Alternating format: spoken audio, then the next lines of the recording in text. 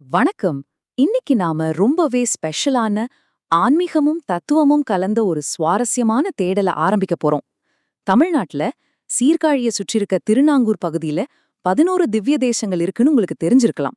அதுல முழுமையையும் ஒன்றாகுதல் அப்படிங்கிற உயர்ந்த தத்துவத்தையும் நமக்கு உணர்த்துற ஒரு தனித்துவமான கோவில் தான் திருச்சேருமை விண்ணகரம்.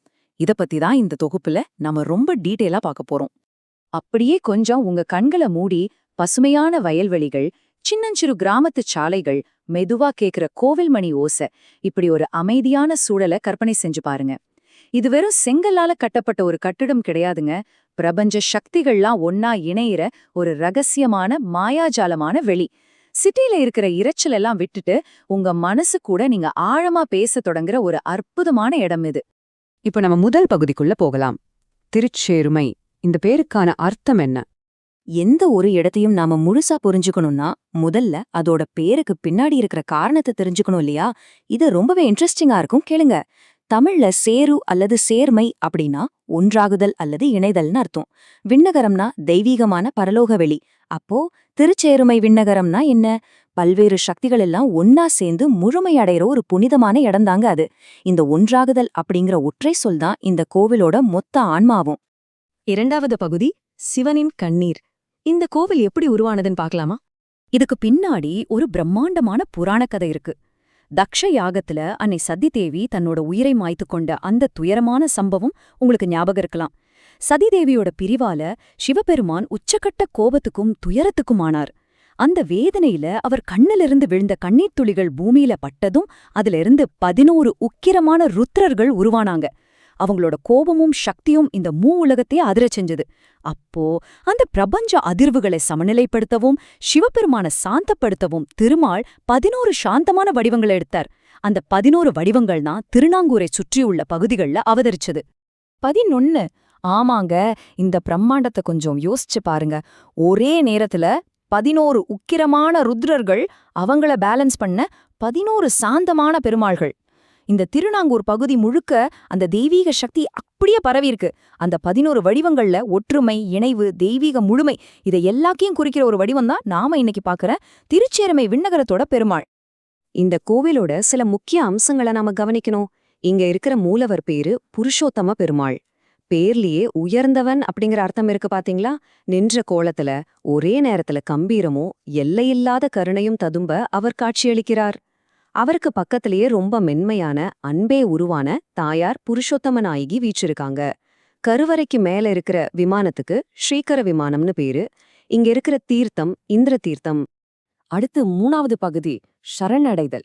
இந்திர தீர்த்தத்தோட வரலாறு. இதுக்கு ஏன் இந்திர தீர்த்தம்னு பேர் வந்துச்சுன்னு தெரியுமா? பிரபஞ்ச அளவிலான அந்த ருத்ரா விஷ்ணு வரலாற்றை விட்டுட்டு தேவர்களோட அரசனான இந்திரனுக்கு நடந்த ஒரு விஷயத்த பார்ப்போம். இது நமக்கு ஒரு மிகப்பெரிய வாழ்க்கை பாடத்தை தருது. முதல்ல இந்திரன் தன்னோட அதிகாரத்தால ரொம்பவே அகந்தை கொள்றான். இதனால தன்னோட சக்திகள் எல்லாத்தையும் இழந்துடுறான். திசை தெரியாம நின்ற இந்திரன் கடைசியா தேடி வந்த இடம்தான் இந்த திருச்சேருமை விண்ணகரம். இங்க வந்து தன்னோட ஈகோவை எல்லாம் விட்டுட்டு முழுசா சரணடைஞ்சு கடும் தவம் பண்றான். அவனோட அந்த உண்மையான சரணடைதலை ஏத்துக்கிட்டு புருஷோத்தம பெருமாள் அவனுக்கு மீண்டும் இழந்த சக்திகளையும் பதவியும் கொடுத்தார். அகந்தை நம்மள பலவீனப்படுத்தும், ஆனா உண்மையான சரணடைதல் நம்மள மறுபடியும் வலிமையாக்கும் அப்படிங்கிறது தான் இந்திரனோட கதை நமக்கு சொல்ற பாடம். 4வது பகுதி தெய்வீக ஒன்றாகுதல். இதோட ஆன்மீக தத்துவம். இதுவரைக்கும் நாம சில புராண கதைகளை பார்த்தோம். ஆனா இந்த கோவிலோட உண்மையான அழகே அதுக்கு பின்னாடி ஒளிஞ்சிருக்க ஆழமான ஆன்மீக தத்துவத்துல தான் இருக்கு. ஆழ்வார்கள் இத பத்தி சொல்லும்போது ஜீவாத்மாவும் பரமாத்மாவும் ஒன்றாகும் இடம்னு சொல்றாங்க.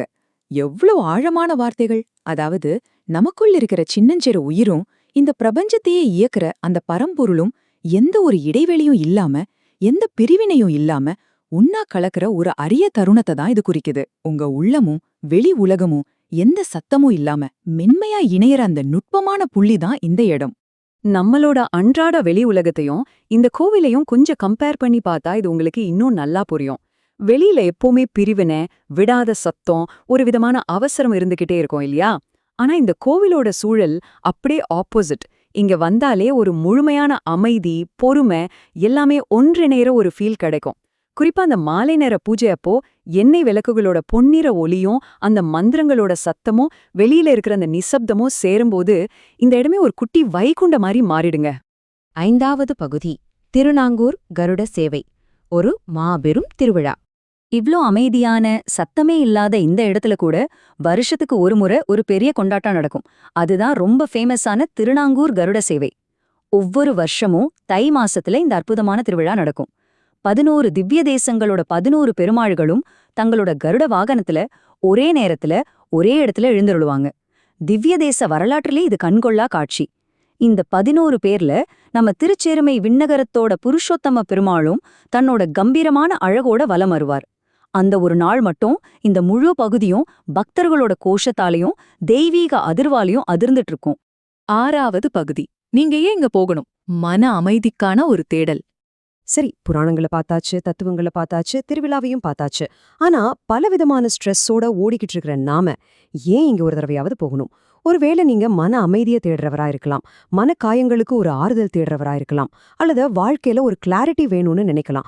அப்படின்னா இது கண்டிப்பா உங்களுக்கான இடம்தான். இந்த கோவில் தன்னோட பிரம்மாண்டத்தால உங்களை பயமுறுத்தாது, மாறாக அதோட மென்மையான தன்மையால உங்களை ஹீல் பண்ணும். இங்க போயிட்டு வரும்போது நான் ஒரு கோவிலை பார்த்துட்டு வந்தேன்னு நீங்க சொல்ல மாட்டீங்க. ஏதோ ஒரு தெய்வீக சக்தியோட நான் ஒன்றிணைந்துட்டேன்னு கண்டிப்பா உணர்வீங்க. அதுக்கு நான் கேரண்டி.